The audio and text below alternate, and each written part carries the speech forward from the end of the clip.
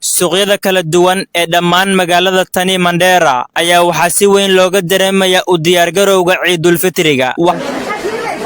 waxaa mashquul iyo saxmad xoogan ka jirta goobaha ganacsiga. suuqa bacadlaha ee lagu iibiyo dharka iyo kabaha ayaa ah kan ugu mashquulka badan.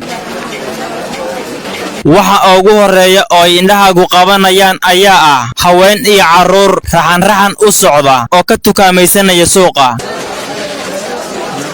magacaygu waa Ibrahim Abdullahi waxaan ka mid ahay dhalinyarada xaafadda Mandera waxaan soo raasay dharka ciidda waa maalin farxadeed insha Allah waxaan rajaynayaa berri inay noqoto maalin ciid sidii la rajaynay insha Allah ciidii hore waxay u duwan tahay ciidii hore ee corona saameeyay ma jirin cinaha dad isdhexgalaya ama dad maashada ma jirin laakiin ciidan aad iyo aad ayay u fiican tahay waana soo dhaweynaa ganacsatada dukaamada dharka maalmahan oo kale waa maalmo ganacsigooda u bulaalo oo faa'iido badan sameeyaan. haddaba ganacsigooda sidee ayuu yahay sanadkan marka la barbar dhigo sanadkii hore oo xayiraad ay saarnayd ismaamulka Mandera?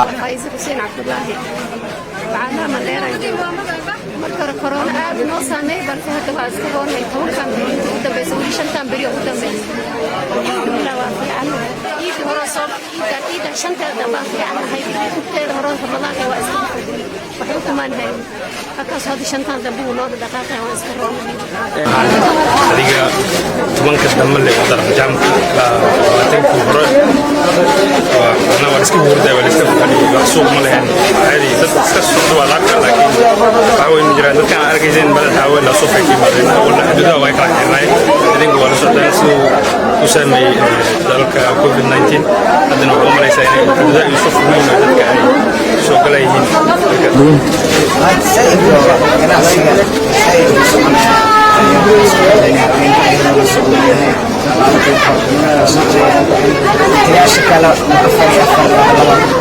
si la mid ah waxay shaqo badan ka socotaa sharqaamaha kuwaasoo hadda suuq fiican haysto.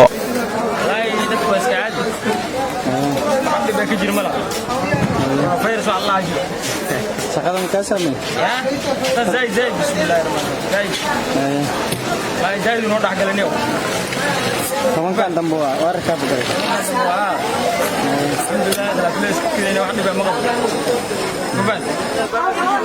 goobaha macmacaanka ee xalwada iyo buskudka ayaa waxaa dhooban dad badan oo ka tukaameysanayo kuwaasoo iyagana isku diyaarinayo dabaaldega Ciidul Fitriga. ilmaha waxaan iibiyay alaabo kala duwan dharka ciidda kabaha dharka xalwada buskudka wax walba aad iyo aad ay micnaha ciidan u damaashadayaan.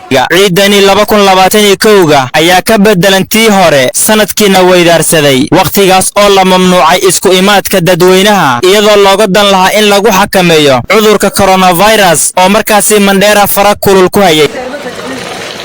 Cabdirashiid Xuseen Karash warbaahinta Daawa FM Mandera.